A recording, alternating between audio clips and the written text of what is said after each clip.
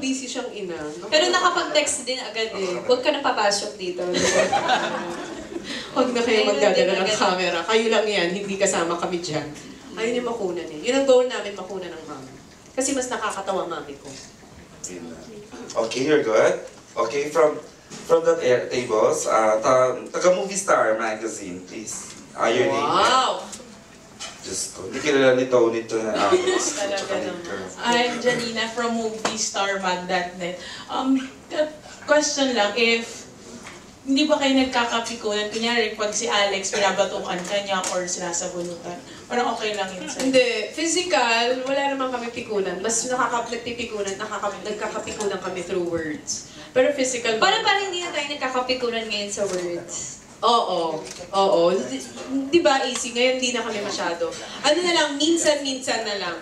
Pero yung malalalim na pikunan, wala na madalas. Kasi, in fairness naman, bumabait na siya, tumitino na siya, nakikinig na siya sa... Hindi, baka sabihin ano na lang talaga, hinahabaan ng pasensya.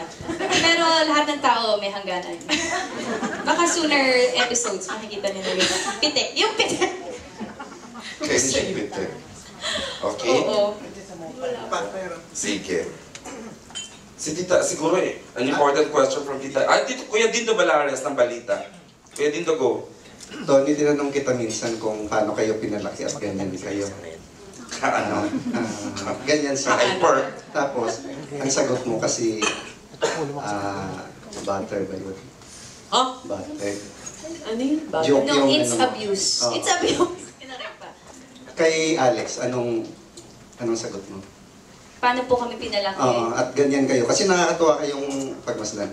Pinanood ko lang po siya kung paano siya pinalaki. So, hindi totoo. Nakakatakot kasi yung mom at daddy ko. So, nakita ko, ay, bawal pala yun. Hindi ko nagagawin yun. Lagi kasi ako nabibelt ng bata. Lagi siyang nabibelt. Tapos ang OA niya, pag nabibelt siya, 2 belt lang. Parang awa niyo na maawa kayo. Anak niyo ako. Ang OA niya. Sobra talaga. Aminin mo. Ganun siya. Kaya naman ako naging artista. Ang OA niya. Tapos sabi ko, ay, mga do's and don'ts na ipakita rin niya. Talaga nga mabait siya. Pinave niya yung way sa showbiz. At the same time, kung paano hindi masyadong mabelt. Tapos, pag gano'n na lang, mami ko, kunwari, ba't ganyan ka? Eh, hindi niya na sa ate, kaya mali yung pagpapalaki sa akin. Hindi niya nasabi yan sa ate, kaya hindi ko nagawa. Ganun. Tony, hindi ka nag-isip tumawag sa ano, na yung, 169. Uy, pero dito pa, this is a very much good trivia. Once po kasi talaga... This is a very much good trivia. Ay, ako yung mga grammar, ha? International school pa man din. Who made you the top of the English? Who made you the English class? Mali-mali Okay na. to. So, meron po one time, sobrang siyang pinalo talaga ng daddy. Ba't mo ba kinukwento lahat yan? Super, hindi. Gusto ko lang ipakita yung... ano yan? Dapat ito maisulat na kasi ano to eh. Yung pagiging bayani ko. Wait! Sobra talaga siyang pinalo ng sobra. Naawa ako, ate ko siya.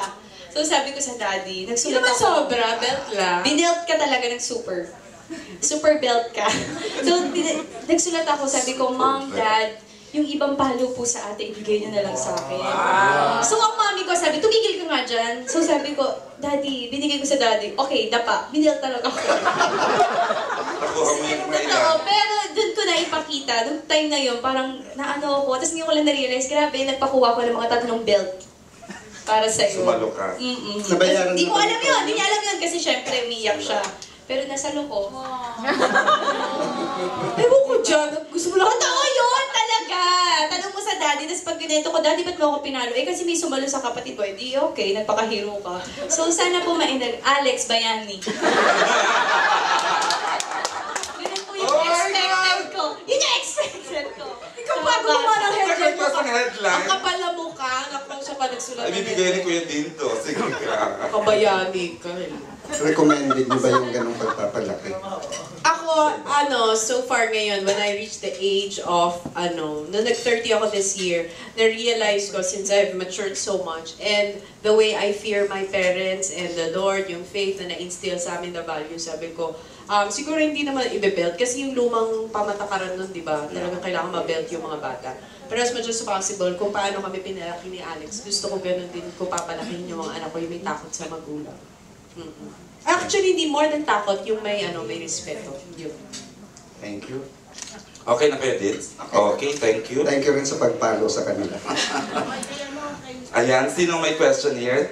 Ayan, si Mr. Iser Red. Meron lang akong technical question. Yes, Number you're one. right.